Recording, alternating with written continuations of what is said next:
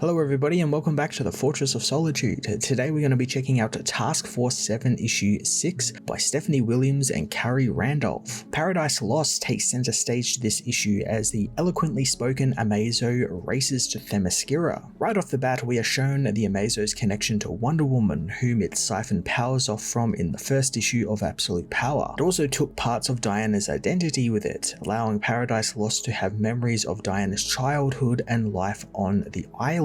Like we've seen with the other Amazos, Paradise Lost also begins to think for themselves a little bit, wondering if being a hero isn't so bad, but that is all cut short thanks to Failsafe rebooting them, which we actually saw in Absolute Power issue 3, and the Amazo returns to its base programming, free from identity. This reboot has some consequences though, as Bia, an Amazonian Cirrus, has a vision of what's coming for them and races to tell Queen Nubia, but Paradise Lost has already arrived on the island. The robot's new mission is put in place, as well as sends the being a list of new targets on the island, wanting it to punish Nubia and the Amazonians for sheltering the heroes recently. Bia meanwhile relays her vision to Nubia, and the warriors figure it out that it's an Amazo, like the ones that appeared on the island recently with the Brainiac Queen when the heroes were attacked. Paradise Lost meanwhile begins killing Amazons, since while they don't have powers, she decides to take their lives in exchange as she works her way to the Well of Souls. I like Philip's take on Nubia this issue. She's no slouch when it comes to tactics, and after Absolute Power issue 3, Nubia has been made well aware of Walla and her ways, so she seeks to combat her by tripling patrols on the island, putting everyone on alert, and basically everyone is ready for when Paradise Lost, which is why the Amazo is immediately found. And despite killing some Amazons, Nubia and her council are alerted and they are able to confront Paradise Lost. However, the Amazo proves too powerful thanks to Diana's immense power and ends up gaining access to the well. This is where the most interesting part of the issue comes into play, since we've seen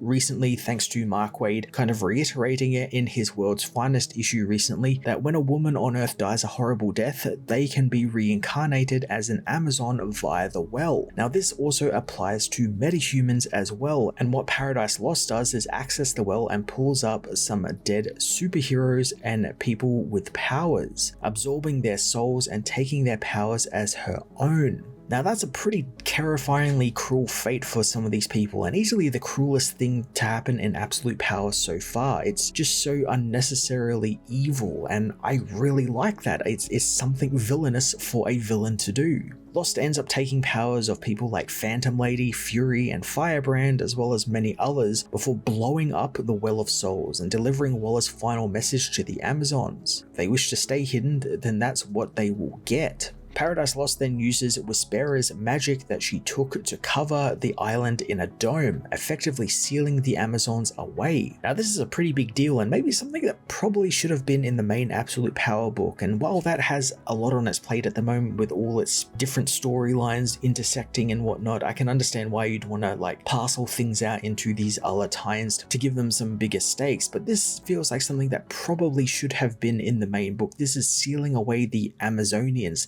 That's a big piece of the army the heroes were going to have to fight Walla's own multiversal army, so that's quite big, and hopefully we get to see sort of the repercussions of that in the coming final issue of Absolute Power, as well as the final issue of this series. This is outside of Failsafe kind of birthing these Amazos, is the biggest thing these Amazos have done so far, and I wonder if it was, I don't know, some sort of consolation prize for Paradise Lost not really having that much of an interesting character. Compared to the other Amazos we've had, they've all had an interesting tie to their respective hero, but Lost really doesn't have any connection to Diana. There's this early stuff with like her memories, but then that's immediately reset thanks to what Failsafe did in Absolute Power issue 3. So it feels like that maybe that should have come near the end of the issue, where we get to see them sort of process all these feelings they've been getting, because as we've learned, not only are they taking the power, they're also taking the identity and the morality of the hero that they absorb. So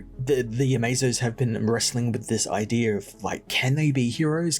What is a hero. All this really interesting stuff that we've seen through characters like Jadestone and Velocity, those are the two who have mainly been affected by this, and it's been really interesting to see this side of an Amazo. Here it's just kind of all done backwards, like it feels like she was rebooted a little bit earlier than she should have been, and maybe there should be something to do with the Lasso of Truth, which this Amazo actually has access to, so there should be something that maybe that helps break her programming, but that never really comes up at all, and it's a big part of her character. Like, she took Wonder Woman's Lasso of Truth, but again, nothing has ever really happened to it, and it feels like they don't know what to do with the character, much like how many people don't know what to do with Wonder Woman and how she's always gone through different resets and different origins, and you know, they're trying to put her on teams and like do all these really interesting things with her that never really stick, and that feels like what they are doing here. As the issue comes to a close, Steve Trevor's storyline also picks up as he is discovered by Waller and her people, and they put the base on high alert, prompting Steve to try and make an escape,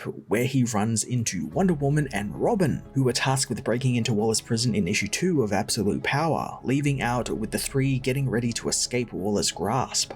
I suppose this is really the end of Steve's story here. I'm sure we'll get something in the final issue of Task Force 7, but this is really where his story sort of ends and kind of leads into like the Wonder Woman side of stuff, which is pretty cool. You know, it makes sense bringing these two characters together, and his story was directly involved in a big part of Absolute Power with the reveal of Waller working with the multiversal villains, and I quite liked that actually gave him some meat in this storyline and gave him a chance to be part of an action spy thriller storyline. Task Force 7 issue 6 was a real mixed bag for me. Paradise Lost is the least developed of the Amazos, and it felt much like how many writers don't really know what to do with Wonder Woman, didn't really know what to do with her either. I did like the robot's mission on Themyscira and what it did with the Well of Souls, which is huge and truly villainous though, which is a nice change of pace. Steve's secondary story also reaches its penultimate chapter and continues to be a fun side quest for the military man turned undercover spy agent. I am going to give this issue a 6 out of 10.